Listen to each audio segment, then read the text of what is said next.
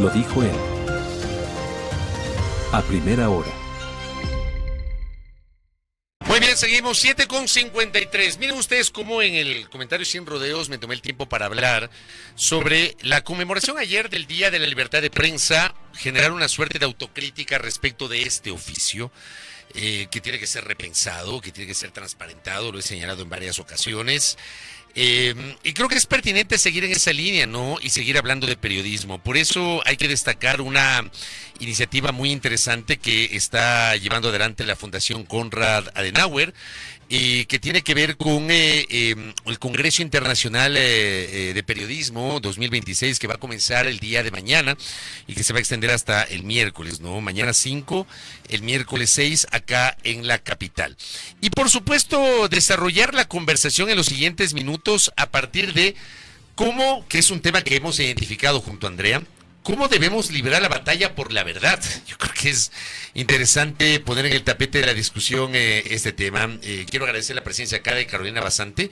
Ella es la cabeza, la CEO de Lupa Media, este portal de verificación, que además será ponente, partícipe del Congreso Internacional de Periodismo, y también a Verónica Suárez, gerente de proyectos de la Fundación Konrad Adenauer. Gracias, qué gusto verles, bienvenidas, buenos días. Carolina, ¿qué tal, Verónica? ¿Cómo están? Mucho gusto. Si puede coger el micrófono, por favor. Ahí está, Sí, gracias, perfecto. gracias. Felices de estar acá, realmente creo que ha sido un trabajo bastante arduo, que ya lo hemos venido haciendo 3 años consecutivos, porque desde la Fundación Konrad Adenauer y con apoyo de la Embajada de Alemania, consideramos fundamental fortalecer la libertad de prensa como un pilar que lo vemos vital para que la democracia siga siendo un sistema sostenible. ¿Qué significa, Verónica, el concepto de libertad de prensa que muchos cuestionan? ¿Qué significa esto? ¿Cómo debemos entenderlo?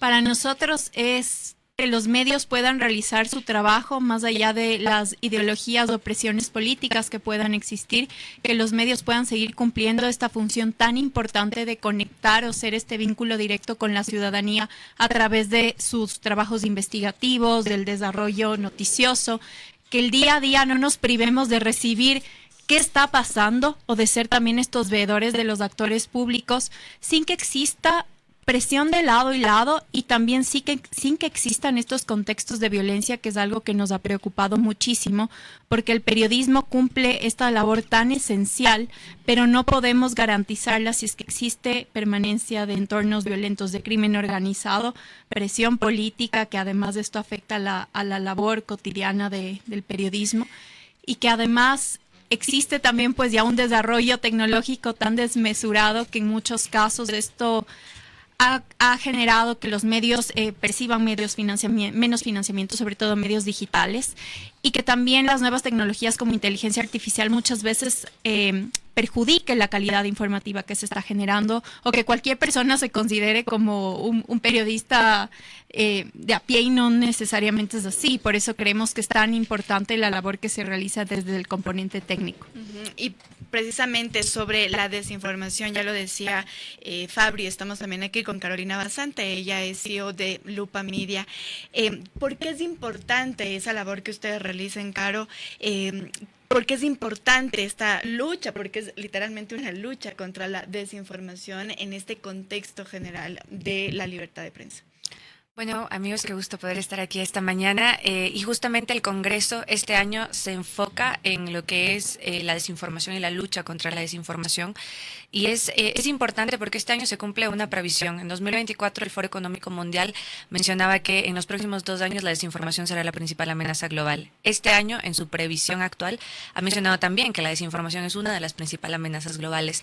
No es un problema de Ecuador, no es un problema de la región, es un problema del mundo, pero en Ecuador se suma algo que también es importante, y es el ambiente hostil, cada vez más complejo, no solamente en seguridad y violencia en todo el país, sino también en la que está enfocada en el que los periodistas somos el objetivo. Aquí en Ecuador, y escuchaba tu comentario, Fabri, hace un ratito, con datos de Periodistas Sin Cadena, que también mencionaban que en Ecuador ya se habla de desiertos informativos en ciudades y en territorios que son mucho más complejos, ¿no? Y entonces... Lo de Esmeraldas, por ejemplo, se ha mencionado, ¿no? En algunas zonas, tal vez las zonas más conflictivas de Esmeraldas, en donde hay ausencia total de cobertura periodística. Exactamente. Entonces nosotros tenemos una doble vulneración y doble amenaza, y por eso consideramos que desde Lupa Media, como mencionabas, André, el enfoque de lucha contra contra la desinformación es para revalorizar el debate, para entregar a la sociedad en estos momentos de incertidumbre más certezas, más evidencia, más empoderamiento a través del pensamiento crítico, y eso también lo haremos justamente en el Congreso, en el que no solamente estaremos como ponentes,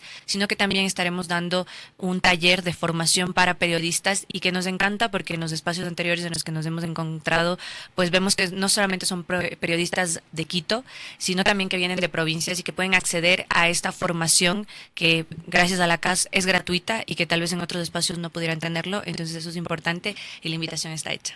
A veces me parece que la ciudadanía piensa, ¿no? Como, bueno, allá el periodismo, yo ya no veo noticias, ya más bien empiezo mi día normal, no veo cosas malas, me alejo de la información real. Y me parece interesante uno de los talleres que se va a dar, y es sobre la desinformación y seguridad, el impacto en crimen organizado. ¿Cómo se relaciona eso?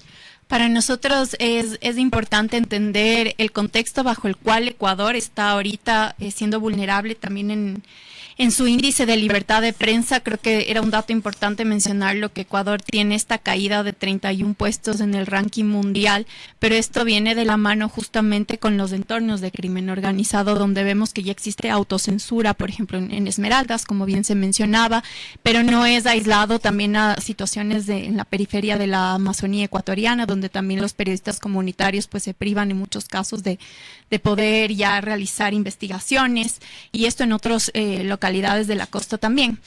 Para nosotros entender la desinformación y la seguridad es vital, porque también hay una manipulación del contenido. Vemos también ya a representantes de grupos de delincuencia organizada incidiendo, teniendo medios de comunicación propios que muchas veces pueden incidir en contenidos que se viralizan en redes sociales, y quizá no estamos siendo conscientes sobre ello, pero es importante entender la calidad de contenido que se está consumiendo a través de estos espacios.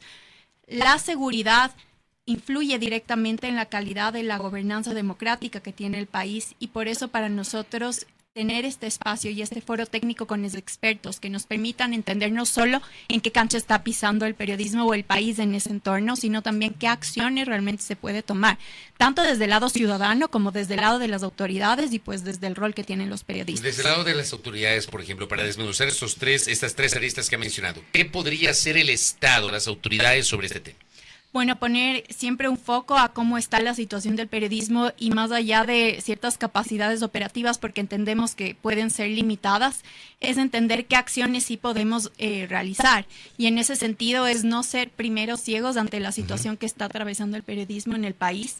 Es entender también... No nos referimos solamente al tema de seguridad, sino también a las condiciones. A las condiciones, en qué sectores se debe priorizar la inversión también, y qué acciones conjuntas se la puede hacer. Entendemos que no es un rol netamente estatal, pero aquí yo sí veo, por ejemplo, una función importantísima de la cooperación internacional, y en el poder ser un apoyo en cuanto a inversión de fortalecer capacidades institucionales y estatales. Ese es en el ámbito de la relación con el Estado. La ciudadanía, ¿qué debe hacer o qué podría hacer?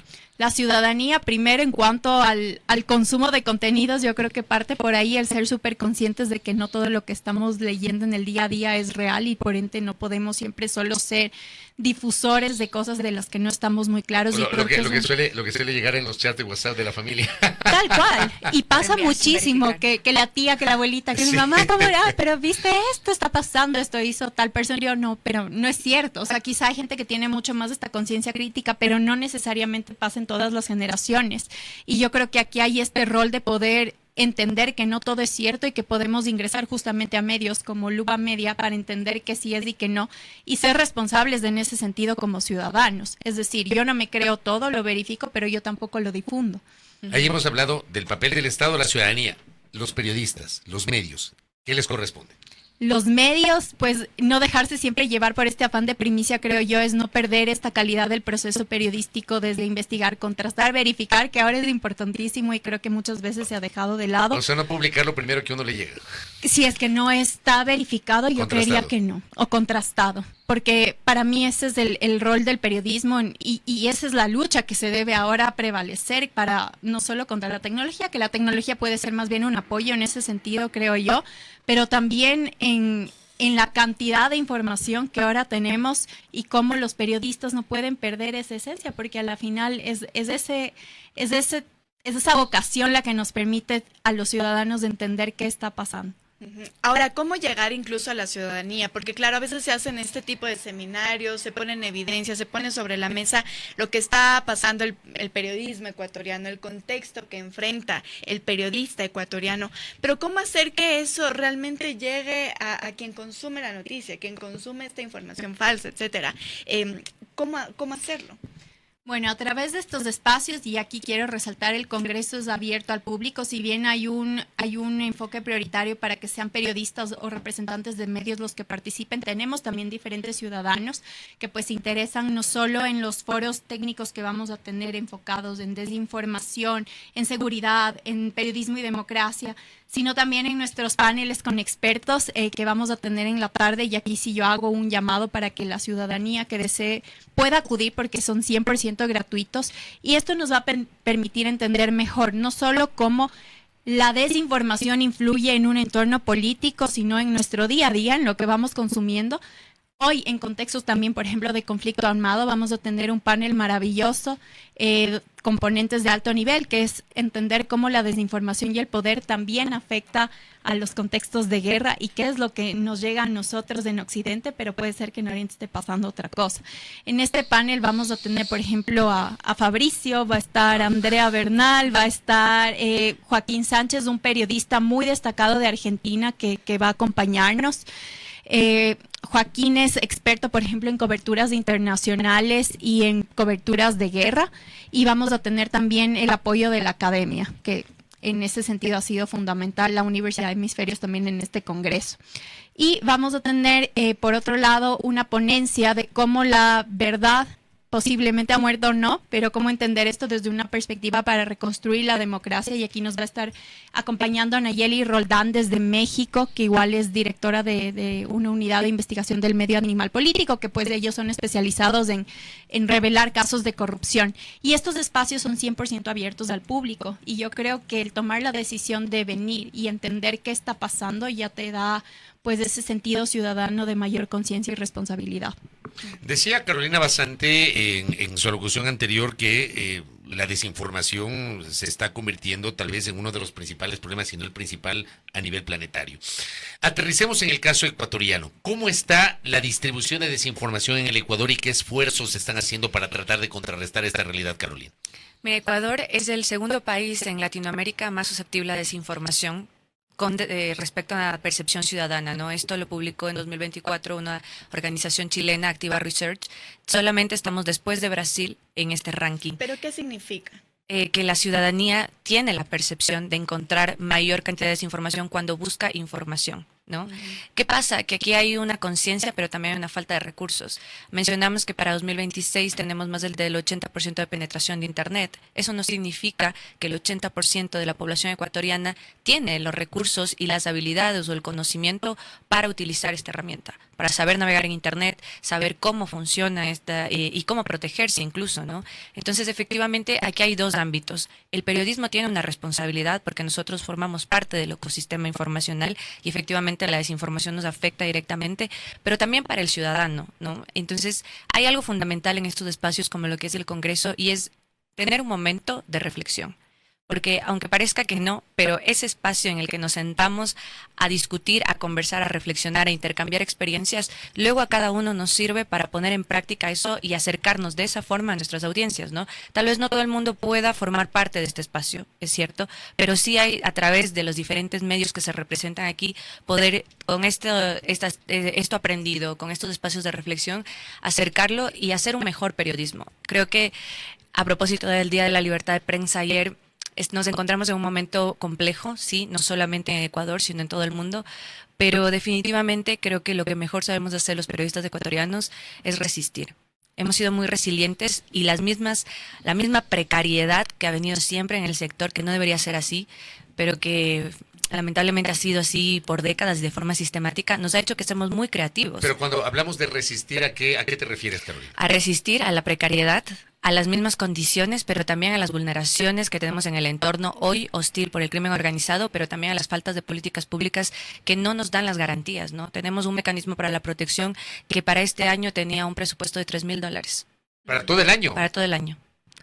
El mecanismo de protección de periodistas tiene un presupuesto anual de $3,000. Eso es lo que se mencionaba dentro del Consejo de Comunicación. ¡Qué barbaridad! ¿No? ¿Qué se hace con eso? ¿Qué se hace con eso? Es la gran pregunta. Y eso que hablemos de los años anteriores. ¿Cuánto dinero o cuánto se ha invertido para que ese mecanismo funcione? Y así podemos hablar de un montón de situaciones muy complejas que vivimos día a día, ¿no? Acceso a información pública. Eso es algo que hoy quienes hacemos y ejercemos periodismo sabemos que cada día es mucho más complejo, que se han establecido como privados o secretos o confidenciales mucha información que no debería ser así, que los periodistas necesitamos contrastar. Entonces, efectivamente, hay un ecosistema hostil en Ecuador y necesitamos capacitarnos, necesitamos fortalecernos, pero también necesitamos espacio para reflexionar, para encaminarnos y para decidir finalmente que no estamos solos, ¿no? Porque creo que ese es uno de los aspectos más importantes que en este Congreso nos da, el darnos cuenta que lo que vivimos aquí, lo que viven nuestros colegas en territorio, finalmente puede ser mucho más complejo, pero que no estamos solos y muchas veces se parecen nuestras experiencias. ¿Este congreso es abierto a todo el público o tiene solo un público objetivo y cómo hace para asistir? Estamos justamente hasta hoy con las inscripciones abiertas. Es abierto a toda la ciudadanía, 100% gratuito, y además hay un certificado de participación, importante mencionar esto. Son 2 jornadas, del 5 y 6 de mayo. El 5 estaremos con foros, paneles con expertos, foros técnicos, y el día 6, en cambio, tendremos 2 talleres enfocados en herramientas de verificación de noticias y uso de herramientas digitales para mejorar la calidad de producción de contenido, y una conferencia sobre crimen organizado que la va a dar una de las expertas de la CAS. La gente que desea aún inscribirse lo puede hacer en www.congresodeperiodismoecuador.com.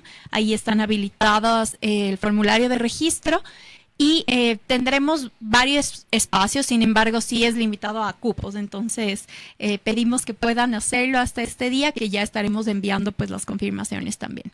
Correcto. Gracias a las dos por habernos acompañado, por hablar obviamente de periodismo a propósito de este Congreso Internacional, y por supuesto un poco va de la mano con la conmemoración ayer del Día de la Libertad de Prensa y la necesidad de repensar el oficio. Gracias a Carolina Basante de Lupa Media, gracias a Verónica Suárez que ha estado con nosotros, gerente de proyectos de la Fundación Konrad Adenauer. Primera plana. Todas las noticias, todas las voces.